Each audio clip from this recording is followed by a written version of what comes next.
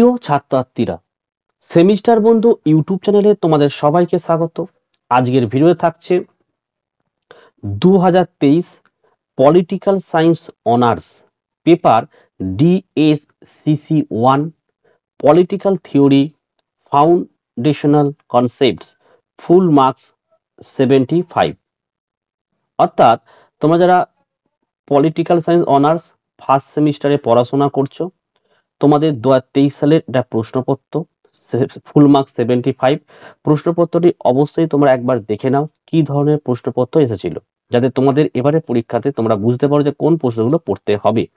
ঠিক আছে, যে সমস্ত ছাত্রছাত্রীরা নোট নিতে ইচ্ছুক নিচের হোয়াটসঅ্যাপ নাম্বারে যোগাযোগ করে তোমরা তোমাদের প্রত্যেকটা সাবজেক্টের নোট স্বল্প মূল্যে সংগ্রহ করতে পারো নিচের হোয়াটসঅ্যাপ নাম্বারে যোগাযোগ করে।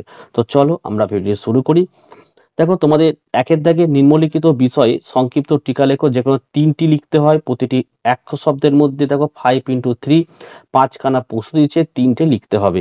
তো কি কি প্রশ্ন পরীক্ষায় দিয়েছে 2023 সালে দেখে নাও। 1 নম্বর প্রশ্ন, কয়েকটা বলছে একটি ক্ষমতা কেন্দ্রিক ধারণা রূপে রাজনৈতিক, কয়েকটা জাতির ধারণা, কয়েকটা সার্বভৌমিকতার একাত্মবাদী ধারণা, কয়েকটা স্বাধীনতার সনাতনী ধারণা। মোট প্রশ্ন, রাজনৈতিক ব্যবস্থায় নাগরিকতার গুরুত্ব। চলে আসো মডিউল 1। দেখো 20 নম্বরের একটি প্রশ্ন লিখতে হবে, দিয়েছে 2টি প্রশ্ন। কয়েকটা রাষ্ট্রের উদারবাদী ধারণা বিশ্লেষণ করো। কয়েকটা তুমি কি মনে করো স্বাধীনতা ও সাম্য সম্পর্কযুক্ত ধারণা, উত্তরের সপক্ষে যুক্তি দাও। চলে আসো 3-এর দাগে, দেখো 10 নম্বরের একটি লিখতে হবে, 2টো দিয়েছে। কয়েকটা সার্বভৌমত্ব একটি বিবর্তনশীল ধারণা, বিবৃতিটি ব্যাখ্যা করো। কয়েকটা একটি রাজনৈতিক ধারণা রূপে আইনের তাৎপর্য ব্যাখ্যা করো। মডিউল 2 20 নম্বরে একটি লিখতে হবে, 2টি প্রশ্ন। কয়েকটা জন রলস কিভাবে বন্টনাত্মক ন্যায় বিচারের সমস্যা ও সমাধান বোঝার প্রচেষ্টা করেন তা ব্যাখ্যা করো। কয়েকটা নাগরিকতার উদারবাদী তত্ত্বটি আলোচনা করো।